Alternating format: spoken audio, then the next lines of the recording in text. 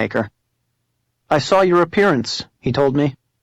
"Why didn't you stand up for what you believed in?" It was the deepest cut, because in the recesses of my mind I was fully aware that I had gone on Mars' show wanting desperately to be liked instead of trying to make my best case. I realized that I talked a mean game, and I thought a mean game, and I gave a lot of people great talking points and great ideas, but I'd spent too much time thinking about the persona I could craft for myself that I and my family could bear while living in the middle of West Los Angeles, the heart of the beast. For the next 4 years, that Mar appearance gnawed at me. I had been flirting with acting like myself in public, but I was still afraid. Sometimes in the midst of my sleep pattern, I would wake up from nightmares in a cold sweat, one thought running through my mind. What if I went in front of the public and got booed? What if they rejected me? It became a constant growing fear in my life. Am I going to be who I am, I asked myself, or am I going to craft a more sophisticated yet untruthful public persona where I pull my punches? Then, in March 2009, I was asked to be on Mars' show again. It was at the beginning of the Obama administration, the height of the Hope Brigade and the Change Parade, and there was every opportunity to be an accommodationist. Even moderate conservatives were still telling their followers to give Obama a chance. I knew Obama, and I knew he didn't deserve a chance to turn America into a Frankfurt School dystopia. He was a Frankfurt School scholar, a Marxist gradualist in moderate's clothing, a community organizer in the Alinsky mold. But I wasn't sure that I wanted to stake out that position with Bill Maher. Perhaps they even invited me on because I had complied with the rules of the game back in 2005. When I arrived at the studio, my adrenaline started flowing. I had forgotten how much trepidation comes up by doing a show like Real Time, where you go to a CBS soundstage and they bring you to your dressing room, where they give you a jacket of the show and a fruit basket, where they delicately dress you up with makeup and make you feel like an actual member of the glitterati. It's an intoxicating sensation. It's validating. But don't be deceived. Being invited on Real Time with Bill Maher is the quickest way to kick in the groin any past perception of inferiority. You know you're going to sneak up onto HBO and an ex-girlfriend or a high school bully or a teacher who gave you a D is going to be there, and sitting on that stage is a giant screw you to all of them. The narcissism is appealing. But the problem is that you're only affirmed in your narcissism if you buy into the system, if you get the cheap laughs and convince the audience to love you. Again, I was faced with a choice. I could appeal to the composite audience, which was a conglomeration of all the insecurities of my childhood and young adulthood, saying, "Hey, look, I've arrived, I'm on television, and what's more, I got the host to laugh." Or I could appeal to my true conscience. In the green room, I greeted the staffers I remembered from the last time and spent time preparing with Mars' longtime executive producer, Scott Carter, an old-school liberal with an immense respect for difference of opinion. I met Professor Michael Eric Dyson, and I started to piece together what the show was going to be like. I knew who he was. "Hey, that's Cornel West Jr. You're the guy who speaks in iambic pentameter deaf poetry slam cliches, prepackaged speechifications that nobody understands. Oh, brother." And I realized that they weren't even having a third panelist who could alleviate the tension with a joke.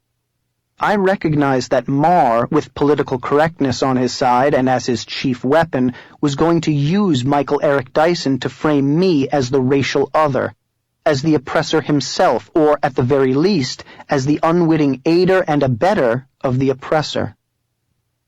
We walked out onto the stage, or rather, onto the stage behind the stage, as Bill was beginning the show. I stood on the secondary set waiting for the discussion to begin, in the dark, next to Michael Eric Dyson. I was thinking only one thing. Stand up for what you believe in this time. Stand up for what you believe in this time. Stand up for what you believe in this time. Don't divert into comedy mode. Don't take the easiest pathway out of this experience. Stand up for what you believe in. It was an incredibly committed moment in my life. I knew I was going to go out there and face down an audience predetermined to hate my guts, Bill Maher predetermined to make mincemeat out of me using his winks, looks, nods, dismissive gestures, and comedy to make me the outsider. And I knew I wasn't going to run away this time behind my shield of jocularity and submission. The bell rang, and it became obvious very quickly that this wasn't going to be the kind of fight where the two boxers tiptoed around the canvas looking for openings, testing the opponent's commitment to the match. The rumble began immediately, and I was right. The audience was predisposed toward hating me. And Bill's eyes from the very outset asked me, "Why are you even here?" despite the fact that he had invited me. I made an opening joke, which the audience dismissed without laughter. Then Maher introduced Dyson, big applause. He introduced me, tepid applause. And I thought to myself, screw it, go for it. Maher opened by asking me whether Republicans were just being obstructionist. I answered that the party was in disarray and Obama was providing a great opportunity for Republicans to decide what they stand for. I said that we couldn't look at Bush as an example of how America should be headed. He had been a big government advocate too. I pointed out that Americans ought to look to the libertarian movement in terms of a small government program, and I cited the fact that Ayn Rand's books were flying off the bookshelves. That's when it got nasty. Maher immediately claimed that ammo was flying off the shelves too because Americans were afraid of Obama and his Negro army, implying that red states full of rednecks were all angry racists. I didn't let him get away with it. I knew that he had gone there because he was lazy, because the reactionary racial politics of the left dictates that when they have no evidence, they throw out the racism charge. "Where's this racism coming from? I haven't seen it online," I asked Maher. "Well, the racism is coming from Rush Limbaugh," Maher answered. His audience of MoveOn.org trained SEALs applauded him. It was another lazy move on his part. I knew that he had gone there because he'd likely never listened to Rush Limbaugh, because I used to be part of that crowd. And Maher knew that across the table from him he had Michael Eric Dyson, who was going to reaffirm his points. "Whoa, whoa, whoa," I interrupted. "I find that offensive. There's nothing in this country that is a worse accusation. It's where, in America, if you accuse somebody of racism, that person has to disprove that. It is completely un-American to call him racist. You tell me what he, Limbaugh, has said that is racist. The man has been on the air for 21 years, 15 hours a week." Bill pointed to Michael Eric Dyson, his tag team partner in this matter, and on cue, Dyson answered, "I'll just tell you, first of all, Rush Limbaugh seems to have a problem with black guys who run things. Think about it. So he was jumping on Donovan McNabb for being a black quarterback. He got pushed off the air. Now he's jumping on Obama." At which point Bill jumped in. "He said a lot of racist things." "No, he hasn't," I said. Then Dyson jumped in again. "He's not saying that I hate Negroes specifically. What he's doing is creating an atmosphere of such profound vitriol and hatred and, I think, denunciation of black people and of the ideas associated with those people who are vulnerable that, yeah, there is a strong implication about black people going on there. And if you put Rush Limbaugh in the context of the monkey appearing in the cartoon in the New York Post," I sat back in my chair. "For crying out loud," I muttered. "It's code language," Dyson insisted. "No, it isn't code language," I said. "There's no greater defender of Clarence Thomas than Rush Limbaugh." The MoveOn.org crowd laughed on cue, and I thanked them as such. Bill stepped in again. "Clarence Thomas, a black man who does not represent 95% of black people," the crowd cheered. "That's bullshit," I insisted. "You're allowed to have independent thought in this country, and this type of intimidation by the Black Studies intelligentsia crowd that intimidates black people who are conservative, that's why I became conservative." Dyson went on another iambic pentameter deaf poetry slam filibuster for the next 3 minutes. There was simply no way to stop him. Critical theory phrases flowed from his mouth like water from a fountain. He babbled about institutional injustice. He called Clarence Thomas a ventriloquist dummy for white supremacy. He called Obama a black man in public housing. I started to answer, and Marr cut me off. I will let you answer, but I just want to say that is some motherfucking articulateness. And the audience, of course, clapped wildly. Then I brought out my best skill, researching. I had done my LexisNexis searching before the program. I knew that somebody was likely to attack Rush that week, since the Obama complex had put Rush in its Alinsky crosshairs that week. I also knew that back around 9/11, Marr had made some controversial comments that got him boycotted in several markets, and that Rush had defended him. So, before the show, I emailed Rush and asked him about it. Yes, Rush told me. I even received a handwritten thank you note from Bill Marr. Let me end on this note, I said. Back in 2001, when you were attacked by two yahoos down in Houston when you said what you said on Politically Incorrect, it was the Republican establishment. It was Rush Limbaugh, Sean Hannity, Michael Medved, and Dennis Prager who came to your defense, and you sent Rush Limbaugh a letter, a note, thanking him for this. You could actually sense the air go out of the room as the audience stared at Marr. Holy shit written over each and every face. You're part of the bullying tactic, I continued. Calling a person a racist is the worst thing you can call somebody in this country. Marr was silent. I could see he wanted to reach across the table and strangle me. Finally, he answered weakly. You're saying that if I actually think he has racist tendencies, that's off limits. Now I cut him off. What racist tendencies? And Marr answered, he sang Barack the Magic Negro. My heart leapt with joy. I had suspected that Marr would bring up Barack the Magic Negro, and once again I had done my research. Thank God Ariana had hired me under those false pretenses. Barack the Magic Negro was a parody song Rush had based on a column of the same title by leftist Los Angeles Times columnist David Ehrenstein, an absurdist essay in which he sarcastically praised Obama as an ethereal, magical black man who could perform political wizardry because of his intellect and mixed racial heritage. Marr clearly didn't know what he was talking about. It devolved from there. Marr asked a question about stem cells, and Dyson delivered stem cell iambic pentameter Def Poetry Slam filibuster remix. I cut through the crap with prepackaged talking points I had cribbed from the estimable Charles Krauthammer, whose work on the subject seemed eminently plagiarizable. It stopped them in their tracks. If they had asked one follow-up question, of course, I would have fallen to the ground in a puddle of water and curled up in a fetal position and admitted I didn't know what the hell I was talking about.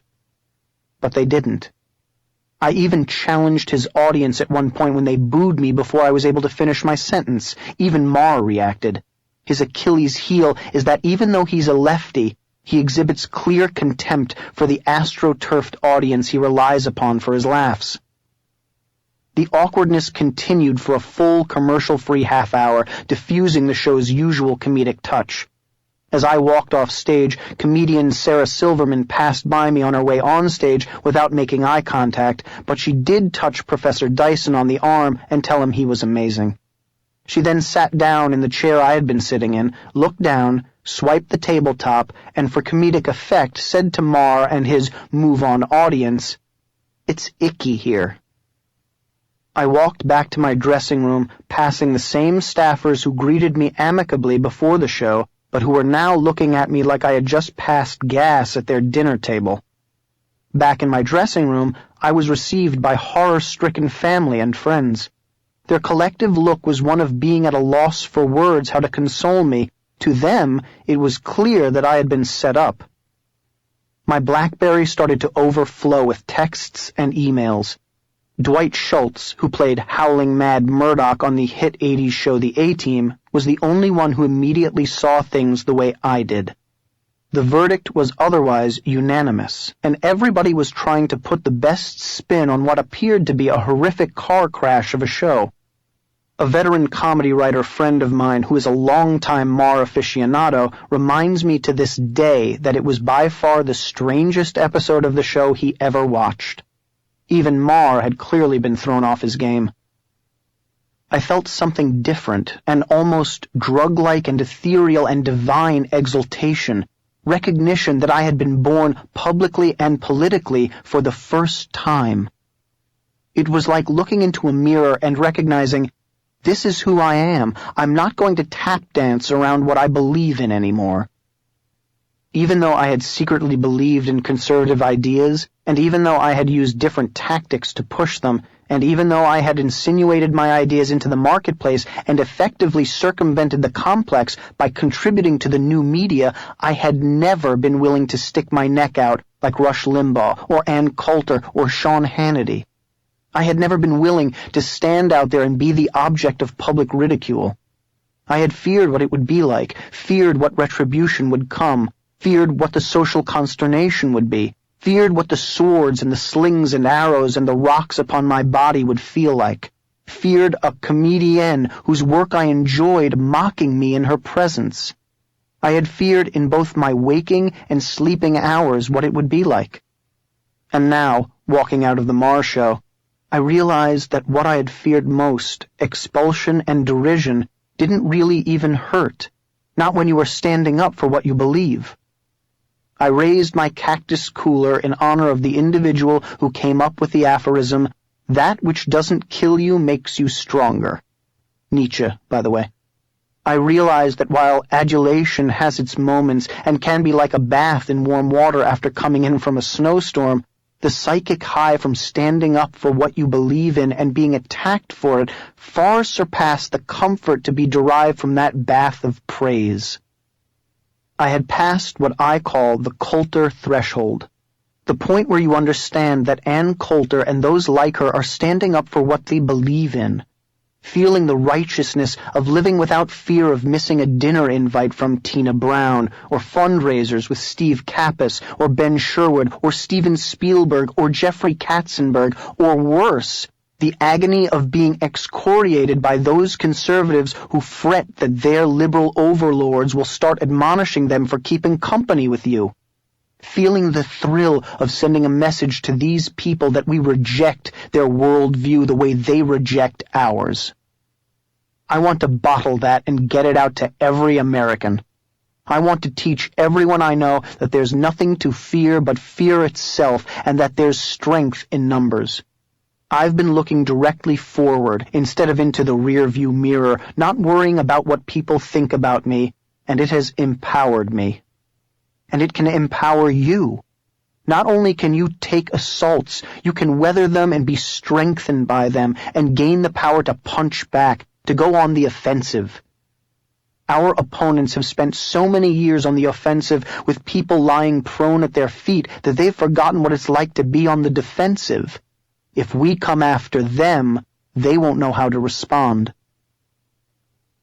My transformation from empty-headed pop culture-infused talking points parroting liberal to new media warrior took me 4 decades.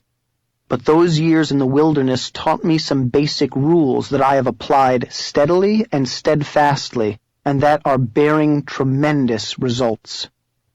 Before we get to the application of the tactics and before I lay out my game plan for the next few years, let's summarize the rules every conservative activist needs to use when fighting the left. Number 1. Don't be afraid to go into enemy territory. This is perhaps the most important rule you'll hear in this audiobook, and the one most likely to be ignored by the Republican Party and the old guard in the conservative movement. They would say I shouldn't have appeared on Mar because it was an audience stacked against me. But that's the same mentality that led the right to abandon Hollywood, academia, and the media, and the effects have been disastrous. The right figures that talk radio, Fox News, and some independent internet sites will allow us to distribute our ideas to the masses. There's one problem. Those outlets are exponentially outnumbered and outgunned by the complex. They're Alinsky'd by the activist left, which insists Fox News is faux news and talk radio is hate radio. Obama is leading the charge, targeting specific hosts and specific outlets. Remember Rush Limbaugh? Or their insistence that Fox News isn't a real news outlet like CNN or MSNBC? The problem is that it works with the vast majority of apolitical voters in America. In my neighborhood, our strategy of disengagement isn't working too well. People who don't watch Fox News or listen to Rush have strong, defiant, negative opinions about those outlets, just like I did when I was a liberal. I'd never listened to Rush in my life, but I knew that Rush was the epitome of evil. I knew, just as the complex wanted me to know, that Rush was a racist, sexist, homophobic bigot that only KKKers listened to while driving their broken-down pickups and drinking moonshine. The army of the emboldened and gleefully ill-informed is growing. Groupthink happens, and we have to take it head-on. We can't win the political war until we win the cultural war. The Frankfurt School knew that. That's why they won the cultural war and then, on its back, the political war. We can do the same, but we have to be willing to enter the arena. By neglecting The View, or worse, by ignoring Jon Stewart, Stephen Colbert, Maher, and David Letterman, we allow them to distort and demean us as they romanticize and elevate themselves. It's harder to attack people to their faces than behind their backs, and we have to confront them face to face. Young people suckle at the teat of pop culture, but by refusing to fight for their attention, we lose by default. Our most articulate voices, likable faces, and best idea makers need to go into hostile territory and plant the seeds of doubt in our ideological enemy and the apolitical masses who simply go with the media flow. Our babysitter has an Obama bumper sticker on her car, but admits she knows nothing about politics. How did that happen? It's what the complex tells her to do to be cool. We have to use their media control against them by walking into the lion's den, heads held high, proud of who we are and what we stand for. There's no time to continue backing away. If we're standing still, we're moving backward. Get in the game. Get in the fight. Number 2. Expose the left for who they are in their own words. It's easy to label the left, to analyze them, to take them apart using your rationality. Their program fails every time it's tried, and their lexicon, once you know it, is as predictable as the sun rising in the east. What's much harder than understanding the left is exposing it. That's where citizen journalists come in. Drudge was a citizen journalist, and he took on a president. Today, we all have the power to be citizen journalists via the internet. There's no complex gatekeeper to stop us from posting the truth about enemies of freedom and liberty in this country. In the past few years alone, citizen journalists have deposed Dan Rather for his scurrilous and baseless attacks on George W. Bush, exposed John Kerry's true war record during the 2004 election cycle, debunked Reuters' photography fraud in the Middle East, seriously investigated the charge of whether Barack Obama's autobiography, Dreams from My Father, was ghostwritten by domestic terrorist Bill Ayers, gotten rid of communist Van Jones, and the list goes on. The internet has become the shining beacon of journalistic freedom, tearing apart congressional bills piece by piece for the benefit of the public, even when our own legislators won't read them. The key to the success of the new media, though, is making news by breaking news. And that means that conservatives need to use their new best technological friends, the MP3 recorder, the phone camera, and the blogosphere. It's one thing to say the left likes socialism, but it's a real story to get Barack Obama to admit it on camera, as he did to Joe the plumber during the 2008 election cycle. Video journalism is the most potent kind of journalism. We live in an age of sound and sight, not text, and we have to adapt to that age. You are the soldiers in this war against the institutional left. You have been issued your weapons. Go out and use them. Make it impossible for the complex to ignore you. Number 3. Be open about your secrets. If you're going to go out in public, be absolutely open about what you've done in the past. take a page from Barack Obama, who revealed in his probably Ayers ghost-written autobiography that he had done a bit of blow and hung out with commies and assorted lowlifes. Once it was out there wasn't much that the right could do with it. He'd already admitted it. By way of contrast, take a look at Mark Foley. If he'd admitted he was gay right off the bat, the left wouldn't have had much to pillory him with. The left never gets cited for hypocrisy, see Clinton, Bill, but the right is cited with it all the time because we actually have standards. That means we have to out ourselves before the left does it for us. In this audiobook, I've already admitted to libertine sensibilities that were taken to absurd heights during my collegiate stint in New Orleans. I am not a Puritan. Frankly, John Waters' movies and Johnny Knoxville's Jackass series are more up my alley than Mel Gibson's The Passion of the Christ. The days of the left forcing us into a small, monolithic and monochromatic box are over, and we have to fight their caricature of us. Actually, George W. Bush did the same thing during the 2000 election. When I was young and stupid, I was young and stupid, he said. Once he had come clean, the left was stuck. They couldn't do anything. Hypocrisy is such a powerful argument for the left because it appeals directly to the emotional heart of politics. One standard for you, another for me. It's no wonder Alinsky relied heavily on his rule number 4, make the enemy live up to their own book of rules.